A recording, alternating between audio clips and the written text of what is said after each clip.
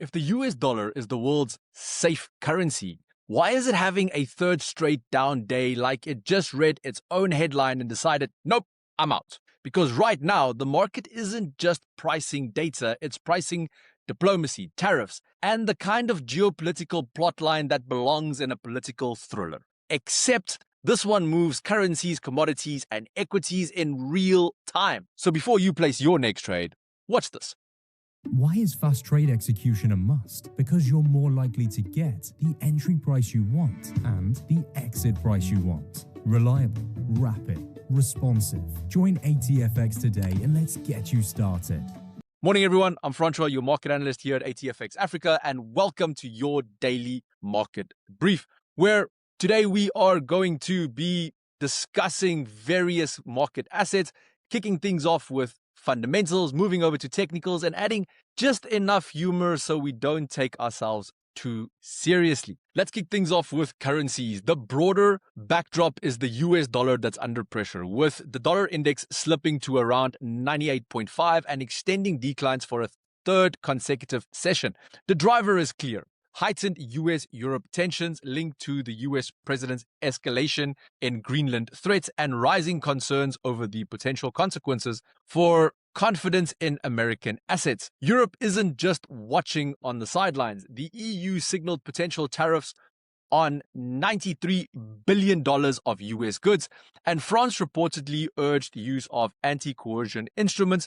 Markets also started talking about something more structural, whether Europe could weaponize substantial holdings of US stocks and bonds, with even a Danish pension fund planning to exit treasuries. In that environment, it's not surprising that the US dollar softened broadly, and that matters directly for USD CAD. On the Canadian side, the Canadian dollar strengthened past $1.39, supported by a combination of headline inflation rising to 2.4% in December, which is above consensus. Median core easing to one-year lows of 2.5%, which is moderation in the underlying pressure. And a narrative that this mix argues for a more cautious pace and timing of rate cuts, and that the link between Canada and energy, well, here the loonie also has drawn support from oil through steady export flows to the US, but constrained near-term supply growth and tight North American crude balance that helps stabilize energy revenues and the trade outlook,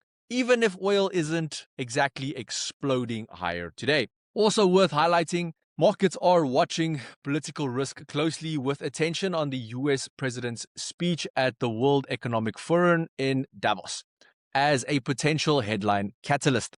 Looking at the charts, price-wise, USD CAD is around 1.3835. Price action is pushing towards a retest of the 1.378 handle, with near-term resistance overhead at 1.392.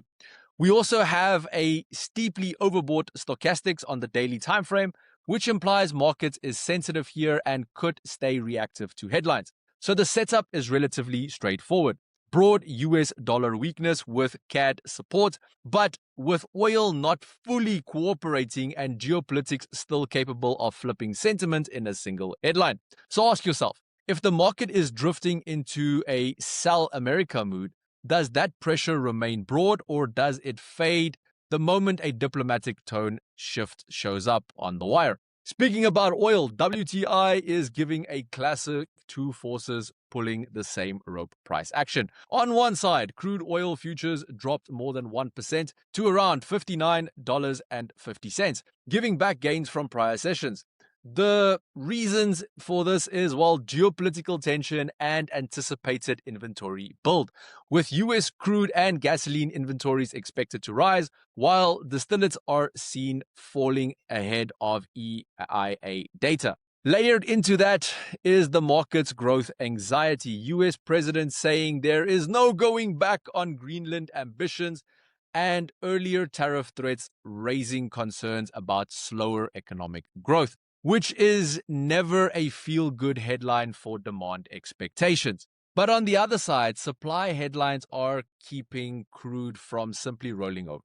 Kazakhstan temporarily halted output, with production likely offline for 7 to 10 days due to power issues. That disruption is, however, described as temporary, but it is still large enough to get attention. Also worth noting is that US forces seized a 7th Venezuelan linked oil tanker as part of intensified sanctions and enforcement, another headline that adds friction to the supply narrative. So oil is stuck between demand anxiety and supply disruption risk. And that is the perfect recipe for volatility that doesn't politely ask for permission. Looking at the charts, price is clustered tight around $59.50 and is currently stuck in that range between $60.50 and $58.50.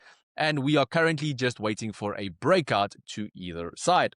And because the supply outage is framed as temporary, crude is likely to also remain sensitive to the next inventory headline, the next trade escalation headline, and potentially any developments tied to enforcement action around sanction flows. So ask yourself today, are markets more focused right now on near-term barrels and outages, or on the bigger macro theme of slower growth if trade tensions accelerate? Let's finish things off today with equities.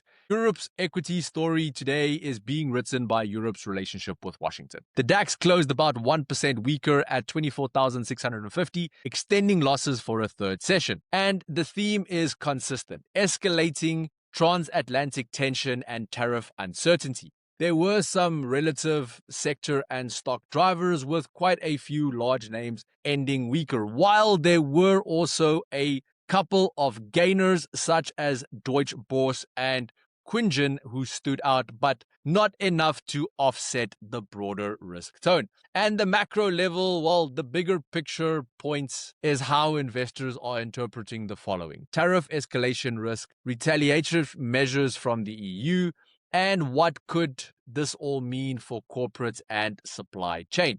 Looking at the charts, immediate resistance is at 24,900, followed by the record high around 25,511. And then obviously the next level above that is that key 26,000 psychological level. Support is currently sitting at 24,500 as the near-term floor to watch, with deeper support at 24,100.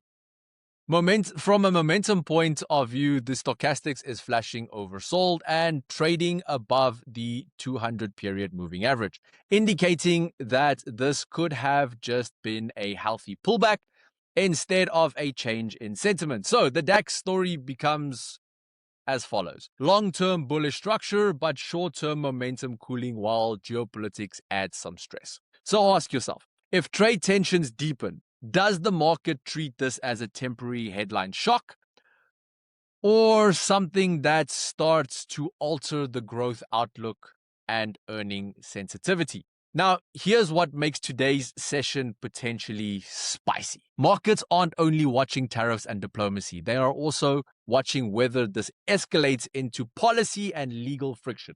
So as traders, we should be waiting the outcome of a Supreme Court ruling on the legality of key elements of the US president trade policies. Combine that with EU preparing potential retaliations, and we could be looking at a market that reacts not just to the what, but to whether the how holds up legally. Because right now, the market isn't asking what's the data. It's asking what's the next headline, and does it come with tariffs? And with that, we wrap up your daily market brief. Brought to you by ATFX Africa, the broker that gives you an edge in today's markets. Head over to atfx.com and go and experience the difference for yourself. Traders, until next time, stay sharp, stay focused, and trade smart.